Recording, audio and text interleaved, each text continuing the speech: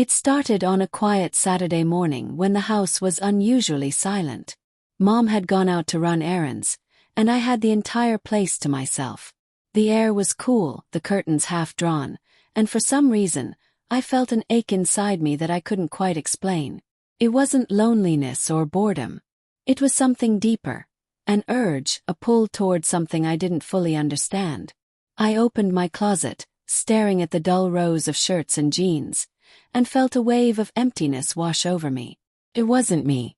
Never felt like me. My heart started beating faster when my eyes shifted toward the box I kept hidden behind old winter blankets.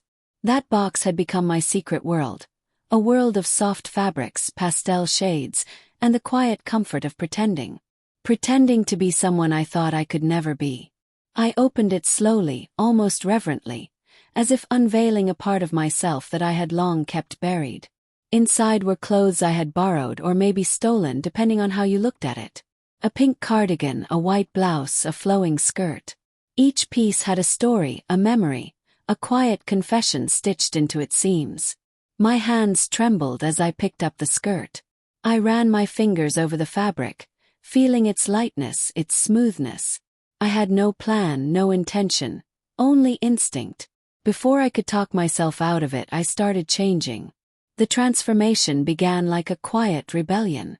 The skirt slipped up my legs effortlessly, hugging my waist. The blouse followed, button by button, as if every click sealed away the person I had been pretending to be. When I caught sight of myself in the mirror, I froze. The reflection staring back at me wasn't perfect, but it was me in a way I had never seen before. Vulnerable, delicate, but undeniably real. I wasn't playing dress-up anymore. I was becoming someone new, someone I had always felt deep inside but never dared to meet. I added a touch of makeup, nothing heavy, just enough to soften the edges of my face. Lip balm, a hint of blush, mascara trembling in my hand as I applied it clumsily. My reflection blinked back at me, nervous and exhilarated. My pulse raced as I leaned closer to the mirror. My voice, soft, uncertain, escaped in a whisper. "Hi." Felt strange hearing it. Like meeting a stranger who had lived inside me all along. For the first time, I didn't feel like I was pretending. I felt like I was uncovering. But as I stood there, admiring the quiet power of my reflection, a sudden realization gripped me. The clock. It was almost noon. Mom could be back any minute. My stomach dropped. Panic set in. I rushed toward my room, trying to peel off the layers of my transformation, but something inside me hesitated. Why did I have to hide this? Why did I have to erase this version of me every time? I froze halfway, the skirt still on, the cardigan loose around my shoulders. My reflection looked both scared and beautiful. I didn't want to take it off. I wanted to exist like this, even if just for a little while. I sat down on the edge of my bed, my heart pounding. A strange calm settled over me. I told myself she wouldn't come home early. She never did. Had time. I took a deep breath, looked in the mirror one last time, and smiled faintly. For that moment I wasn't hiding. I wasn't pretending. I was simply being. But the peace didn't last long. The sound of a car pulling into the driveway shattered everything. My chest tightened. Mom was home. My first instinct was to run, to hide, to change, to erase every trace of what I'd done. I darted for the door, but then froze mid-step.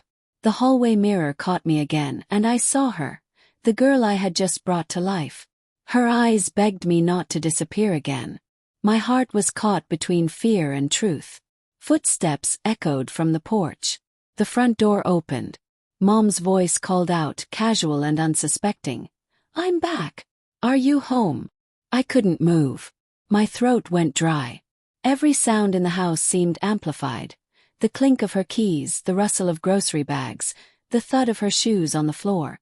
Had seconds, maybe less. I could still make it. I could run to my room, shut the door and change. But something stopped me. Maybe it was exhaustion. Maybe it was defiance. Or maybe, deep down, I was tired of hiding from the only person who mattered most. My heart was pounding so hard it hurt. I could hear her approaching, humming softly. The sound grew closer, closer, until it stopped right outside my door. My hand trembled on the doorknob. Then came the words that froze me in place. "Hey, are you in there?" I couldn't answer. I couldn't even breathe. The door creaked open just a few inches. A slice of light fell across my face. And in that fragile second, everything changed. The door swung open wider, and time seemed to shatter into fragments. I didn't even look up at first, I couldn't. My heart was hammering so violently that it drowned out every other sound. I could sense her presence at the doorway, the small intake of breath, the sudden silence. Then came her voice, soft, confused, trembling just slightly. What are you wearing?" I looked up. Her face was unreadable, frozen between disbelief and something else I couldn't name. I had never seen that expression before, not on her. It was as if she had walked into another dimension, and I was the impossible sight standing before her. I wanted to speak, to explain, to tell her it wasn't what it looked like, but my throat felt locked shut. The room suddenly felt too small, too exposed. My reflection in the mirror beside us stared back mercilessly, showing the truth in every detail. The skirt, the blouse, the soft makeup still glistening under the light. My secret wasn't a secret anymore. I couldn't hide. "Mom," I finally managed to whisper, but it came out fragile and uncertain, almost a plea. She didn't respond at first. She just stood there, clutching the grocery bag against her chest as if it were a shield. I could hear the rustle of plastic, the soft thud of her shoes against the carpet. Then, almost too quietly, she said, "Is this some kind of joke?" I shook my head. My eyes burned. "No, it's not." The silence that followed was unbearable. Every second stretched like an eternity, every breath thick with fear. I could feel my pulse in my ears. I had imagined this moment 100 times before, always in nightmares, never like this. "Take that off," she said suddenly, her voice sharp but not angry, just panicked. "Please, just take it off." I wanted to obey. I wanted to make it all disappear, to rewind time and bury this part of myself again. But something inside me wouldn't let go. Tears welled in my eyes as I shook my head slowly. "I can't," I whispered. "Please, Mom. I can't." Her eyes widened, as if those words hit harder than anything else could have. "What do you mean you can't?" she asked, stepping closer. Her voice trembled, the control slipping away. "You're a boy. You can't. This isn't who you are." But it was. Had always been. And the way she said those words, like she was trying to convince herself more than me, made something inside me break. "I didn't mean for you to see me like this," I said, my voice cracking. "But this is me, Mom. I'm sorry, but it is." Her expression changed just slightly, confusion giving way to hurt, then something that looked like fear. She set the grocery bag down on the floor without taking her eyes off me. "You're saying this is what you want?" she asked. Her tone softened, but her hands were shaking. Could see it. I could feel the weight of her love colliding with her disbelief. "You want to dress like that?" I swallowed hard. "It's not just the clothes," I said quietly. "It's how I feel. It's who I am." She blinked, once, twice, her lips parting as if searching for words that wouldn't come. The room felt like it was holding its breath with us. "You've been doing this for how long?" she asked finally. I hesitated, then looked down at the carpet. "A while," I admitted. "Since before last summer." She stepped back slightly, pressing a hand to her forehead. "Oh my God," she whispered, not out of anger but shock. "I had no idea. I didn't see any signs." Her voice faded as she tried to process it all. I felt exposed. Every secret moment I had cherished, every night I had spent quietly trying on what made me feel alive, all of it was now laid bare in front of her. Thought she might yell. I thought she might turn away, maybe even walk out. But instead, she did something I didn't expect. She sat down. Right on the edge of my bed, next to me, where the blanket was still crumpled. The same bed where I had been sitting only minutes before, smiling at my reflection. The air between us was heavy but not hostile. She looked at me, really looked at me, and said, Tell me why. Her voice was trembling, but there was something gentle beneath it. A mother's voice, struggling to understand rather than condemn. I took a deep breath. I don't know how to explain it, I began. It's like there's this part of me that's been trapped. And when I dress like this, it's like that part finally gets to breathe. She didn't interrupt. She just listened, even though her eyes were glistening with tears she was trying to hide. It's not about wanting to be someone else, I continued, the words spilling out faster now. It's about wanting to be myself. The person inside me that no one's ever seen. The person I've been too scared to let out. She clasped her hands together tightly, staring at the floor. And you thought you had to hide this from me, she murmured, her voice breaking. All this time. I didn't want to disappoint you, I said. Or make you think I was broken. That made her look up sharply. Broken, she repeated, shaking her head. Don't you ever say that. I hadn't expected that reaction. Her voice, though trembling, carried a strength I hadn't heard before. You're not broken, she said firmly. You're just confused, maybe scared, but not broken. Her words were meant to comfort, but they stung a little too. She still didn't understand, but at least she wasn't angry. I felt tears slip down my cheeks, quiet and slow. She reached over and wiped one away before she even realized what she was doing. Her hand lingered on my cheek for a moment longer than I expected. You're still my child, she said softly. No matter what you wear. The relief that washed over me was instant and overwhelming. But it didn't last. Because after a moment she added quietly, but we can't let anyone see you like this. Not yet. People won't understand. You understand that, right? I nodded, but inside something twisted. It wasn't rejection, but it wasn't acceptance either. It was a fragile middle ground. A mother trying to protect her child by hiding what made that child real. She stood up slowly, brushing her hands against her jeans, and sighed deeply. Change back for now, she said gently. We'll talk more later, okay? I hesitated. My reflection in the mirror caught my eye again. I looked so alive, so complete. The idea of erasing that scared me more than her disapproval ever could. But I nodded anyway. Okay. She gave me a small, uncertain smile and left the room, closing the door behind her. As soon as she was gone, I collapsed onto the bed, trembling. The sound of her footsteps faded down the hall, but my heart kept racing. I turned to the mirror once more. The girl looking back at me had tears in her eyes, but there was something else there too, strength. I realized, for better or worse, there was no turning back now. She had seen me. The truth was out. And nothing would ever be the same again. The hours that followed felt like days. I changed back into my regular clothes, folding the blouse and skirt carefully, as if they were sacred relics of a world that had just been destroyed. My hands trembled with every fold, and my chest ached with every quiet breath. The mirror no longer looked comforting. It looked hollow, as if it too mourned the disappearance of the person I had just been. From the living room came the faint sound of the television, but I knew Mom wasn't really watching. She was thinking, processing, maybe even blaming herself. I sat on my bed for what felt like an eternity, wondering if I had made the biggest mistake of my life. The world outside was quiet, but inside my head there was chaos. Echoes of her voice, her shock, her attempt to understand. Part of me wanted to run out there and apologize, to take it all back. But the other part of me knew I couldn't. I had already crossed the line. There was no going back to pretending. Not now. Not ever. The house felt heavier than usual, every creak and hum of the refrigerator echoing through the silence. Finally, I heard her call softly from the other room. Dinner's ready. Her tone was calm, too calm. I hesitated before answering.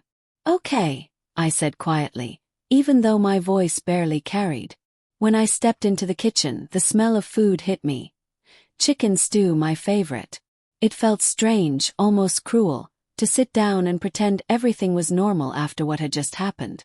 She sat across from me, her face pale but composed. She wasn't angry, but she wasn't smiling either. The air between us was delicate, fragile like glass. Neither of us spoke for a while. The clinking of spoons was the only sound. I forced myself to eat, though I barely tasted anything. After a few minutes, she finally broke the silence. "I've been thinking," she said, her voice low, measured. I froze mid-bite, my heart skipping. "About what?" I asked carefully. She folded her hands on the table, staring at them as she spoke. "About you. About what happened earlier." I swallowed hard, unsure whether to feel relieved or terrified. "And," she took a long breath. "I don't understand all of it," she admitted. "I don't know why you feel this way, or when it started, or what it means. But I do know one thing. You're my child and I love you.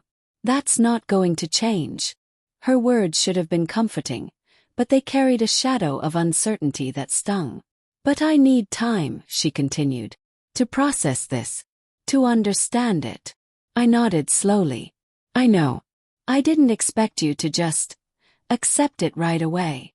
"It's not that I don't accept you," she said quickly, as if catching herself. "It's just, I've never seen you like that before. It was a shock." I looked down at my plate. "I know." She sighed, and for a long time neither of us spoke. Then she said quietly, "Did anyone else know? Friends? Anyone?" I shook my head. "No. Just me." "Good," she said softly, more out of concern than judgment. "People can be cruel. I just don't want anyone to hurt you." I nodded, but the thought hit hard. That was exactly the fear that had kept me hiding in the first place. She didn't mean harm, she was trying to protect me. But part of me wondered if protection and hiding were just two sides of the same cage. The next few days passed like walking on eggshells. She avoided mentioning it, and I pretended not to notice her glancing at me when she thought I wasn't looking. I spent more time in my room than usual, the mirror still covered by a scarf I'd thrown over it that day. I didn't dare open the box again. Not yet. One evening, as I sat by the window watching the streetlights flicker on, she knocked softly on my door. "Can I come in?" she asked. "Yeah," I said, my voice barely above a whisper. She entered, carrying something in her hand, a small brown paper bag. "I got you something," she said awkwardly. My heart jumped. "What is it?" She sat beside me on the bed and handed me the bag. Inside was a small set of makeup brushes. New ones, still in their packaging. My breath caught. "I figured," she said slowly, choosing her words. "If you're going to do this, you should at least have your own things. Not borrow mine." Her face turned a little pink as she said it. I didn't know what to say. The gesture was small, but to me it was monumental. A sign that maybe, deep down, she wasn't trying to erase me. She was trying to understand me. I smiled for the first time in days. "Thank you," I whispered. She nodded, looking uncertain, but there was a faint smile tugging at her lips too. "You're still my kid," she said softly. "I just want to make sure you're safe." That night I cried quietly, not from sadness but from relief. The fear hadn't vanished, but something had changed between us. The distance had shrunk just a little. Over the next week I started opening up more. I told her when I first began experimenting with clothes, how it started as curiosity and slowly became comfort. I told her how wearing those things made me feel calm, confident, even happy. She listened, sometimes with confusion, sometimes with tears, but she listened. One evening, while we sat in the living room watching TV, she said something that stuck with me. "You know," she began, "when you were little, you used to sneak into my room and play with my scarves. I thought it was cute back then. I never realized it meant something more." I smiled shyly. "I remember that," I said. "You used to laugh and say I looked like a little movie star." She chuckled softly, the memory lightening the air between us. "You did. You still kind of do." That made me blush, and for a moment everything felt normal again. But life has a way of testing fragile peace. A few days later, everything took a turn I didn't see coming. It was a Sunday afternoon. Mom had gone out to visit Aunt Grace, and I thought I had the day to myself again. For the first time since that morning she found out, I felt brave enough to dress up again, this time with my own brushes, my own care. I put on a simple dress, brushed out my hair, and sat by the mirror, feeling calm, whole, and quietly proud. I didn't hear the door open. I didn't hear the footsteps. I was humming softly to myself, lost in the rhythm of brushing my hair, when her voice came from behind me. Sharper this time, anxious. "What are you doing?" I spun around, startled. She was standing in the doorway again, but this time she wasn't alone. Aunt Grace stood beside her, her face frozen in shock. My blood turned cold. My stomach dropped as my heart tried to escape my chest. Mom's face went pale. Aunt Grace's hand flew to her mouth. The silence was unbearable. I wanted to vanish, to melt into the floor, to undo everything in a single breath. But I couldn't. It was too late. This time there was no hiding, no pretending it was a misunderstanding. I was standing in the open, fully myself, and fully exposed. Aunt Grace's voice was the first sound to slice through the silence. "Oh my goodness," she gasped, clutching her chest as if she couldn't believe what she was seeing. What is this?" Her tone was sharp, full of disbelief and judgment, and I could see Mom stiffen beside her, caught between shock and protection. I stood frozen, my reflection in the mirror behind me like a ghost trapped in glass. My makeup brush slipped from my fingers and clattered onto the floor. My lips parted, but no words came out. My chest was rising and falling so fast that breathing hurt. Mom didn't say anything at first. Her face was pale, her eyes wide, but she wasn't angry, she looked terrified. "Grace," she started quietly, her voice trembling. "Please." But Aunt Grace cut her off. "Please what? What are you letting him do? What is this, Laura?" The way she said it made my skin crawl, like I was a problem, a stain. Mom tried to calm her down, stepping forward slightly, her hands raised. "It's not what you think," she said quickly, her tone pleading. He's just what?" Aunt Grace snapped.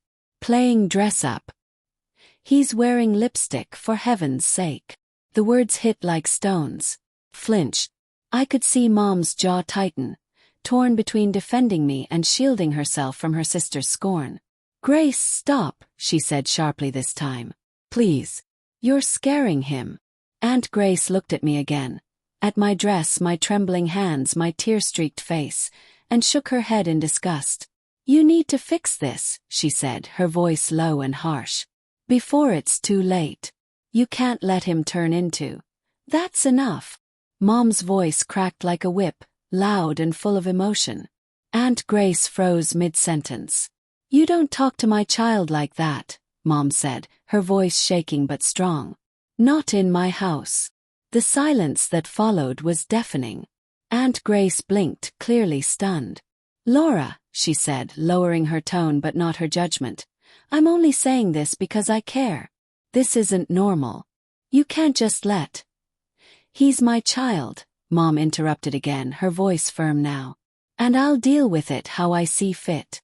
My heart was pounding so hard it felt like it might burst. I couldn't believe what I was hearing. My mom, who just days ago had begged me to keep this secret, was standing up for me. Aunt Grace's expression hardened. "You're making a mistake," she said coldly. "You're encouraging something wrong." Mom's eyes flashed with pain and anger.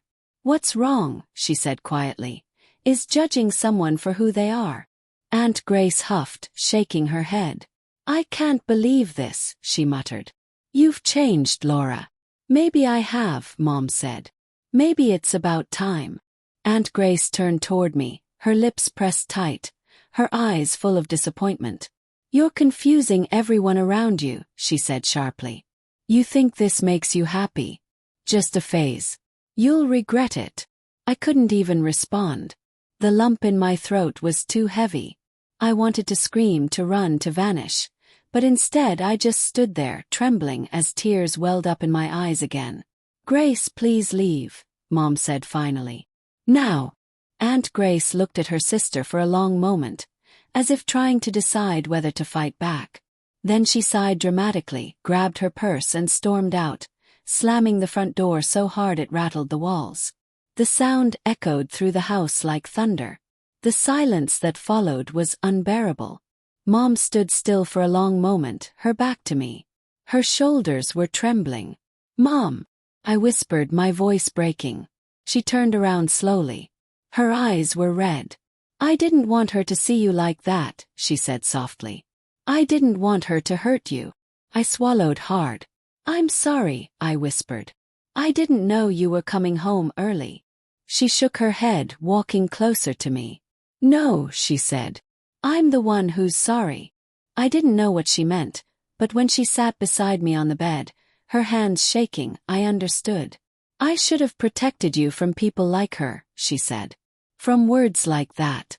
You don't deserve that." Her voice cracked, and for the first time she started to cry. Not out of shock or confusion, but out of love and frustration. I couldn't stop myself. I reached out and hugged her tightly. She didn't pull away. For a moment we just held each other, both of us shaking, both of us exhausted. When she finally spoke again, her voice was low but steady. "You know," she whispered, "when I first saw you like this, I thought I had lost my son." She paused, breathing unevenly. "But now I realize I didn't lose anyone. I just met someone new." Froze. The words hit deeper than anything else ever could. I pulled back to look at her, unsure if I'd heard right. "You mean that?" "Yes." She nodded slowly, her eyes glistening. "You're still you," she said softly. "The same person who laughs too loud at bad movies, who stays up late drawing, who always forgets to turn off the lights. You just express yourself differently. And maybe I don't understand it yet. But I want to." I couldn't hold back the tears anymore. They came fast and heavy, and she held me through them. The fear, the guilt, the shame, it all melted away for that moment. When I finally calmed down, she said something else that I'll never forget. "You have to promise me one thing," she said, holding my shoulders. "No matter what anyone says, your aunt, the neighbors, the world, you don't hide who you are anymore. You hear me?" My breath caught. "But people will talk." "Let them," she said firmly. "They don't live your life. You do." It felt surreal hearing her say those words, like I was dreaming. But her eyes told me it was real. That night everything changed. We stayed up talking until almost midnight. She asked questions, real gentle questions, not to judge but to understand. She wanted to know how I felt, what made me happy, what scared me most. For the first time in my life I felt seen.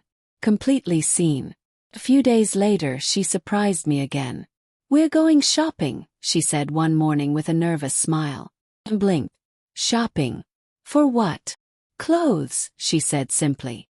"Yours." I couldn't believe it. My heart leapt into my throat.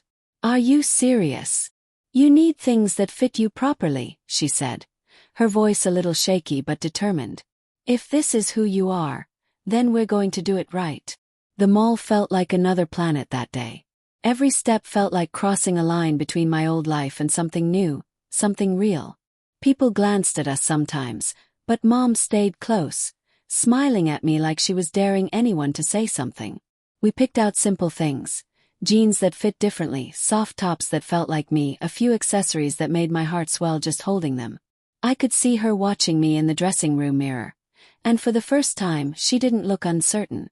She looked proud. On the way home, she said quietly, "You know, I still don't have all the answers. But I think maybe that's okay." I smiled through tears. "It's more than okay."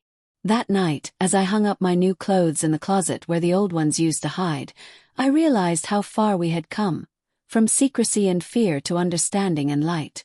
But I also knew it wasn't over. The world outside our little home wasn't going to be kind. There would be whispers, stares, maybe worse. Yet, for the first time I didn't feel alone. Because Mom had seen me, fully, completely, and chosen to stand beside me. The days after that shopping trip felt different. Lighter somehow, though not without a quiet nervousness that lingered beneath the surface. The house no longer carried that heavy silence, the one that used to sit between us at dinner like an unspoken secret. Instead there was something new, fragile but real. We were learning how to exist in this new space together, and even though it was awkward at times, it felt like healing.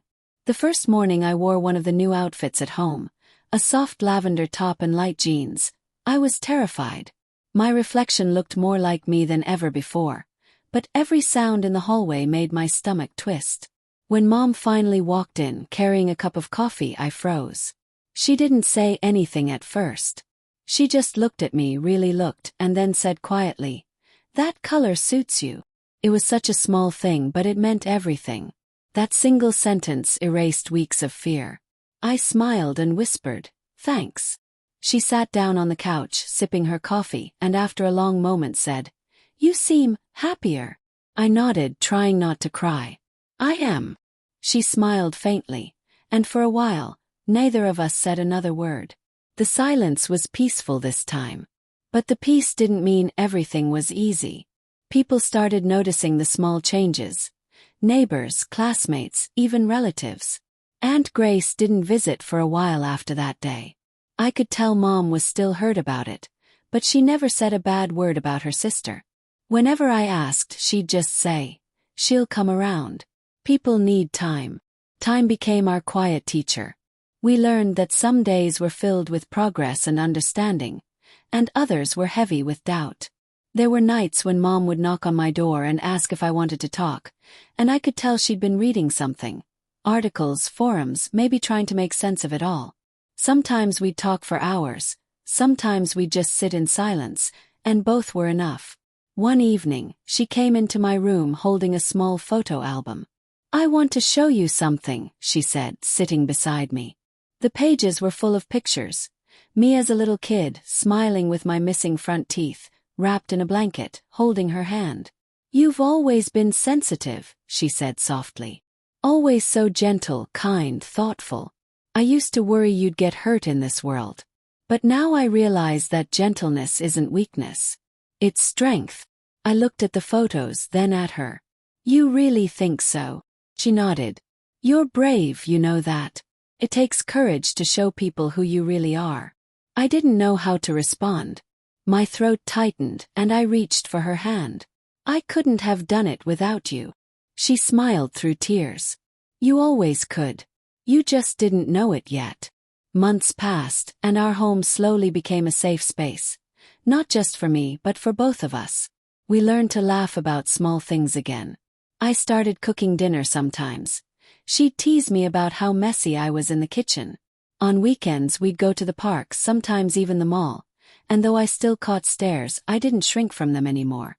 She walked beside me proudly, her hand on my shoulder, daring anyone to say otherwise.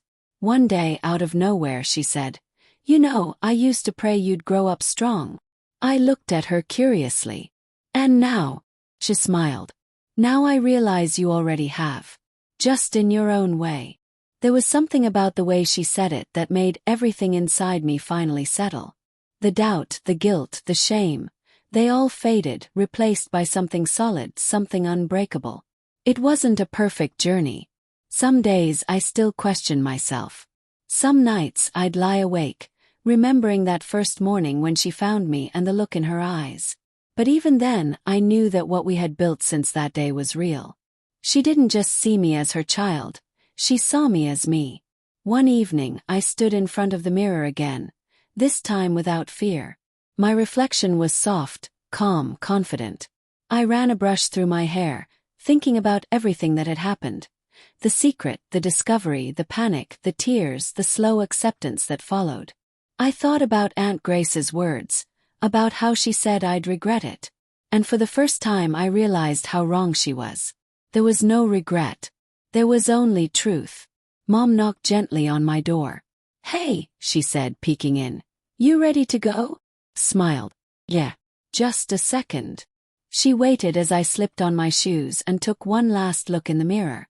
The girl staring back was no longer a secret or a shadow. She was real. She was me. As we headed out the door together, I asked softly, "Mom, do you ever miss who I used to be?" She paused, thinking for a moment. Then she said something that would stay with me forever. "Sweetheart, I don't miss who you used to be. Because you were never gone. You just hadn't found your light yet. And now that you have, I'm not letting anyone dim it." I didn't say anything. Couldn't. I just smiled and took her hand as we walked toward the car. The evening air was cool, and for the first time in my life, I felt like I could breathe without fear. There was no turning back now. Not because I couldn't, but because I didn't want to. The person I used to hide was gone, replaced by someone who wasn't pretending anymore. Someone who had faced everything: fear, judgment, misunderstanding, and had still chosen to stand tall. And as we drove down that quiet road together, the city lights flickering in the distance, I realized something else. I hadn't just found myself. I had found my mother too. Not the version who wanted perfection or control, but the one who loved unconditionally. I looked out the window, smiling faintly as the night breeze brushed against my face. For the first time in my life, I wasn't running from who I was. I was walking toward it, with her beside me. No more secrets, no more shame, no more pretending. Just truth, just love, just me. Thanks for watching. Please subscribe to our channel.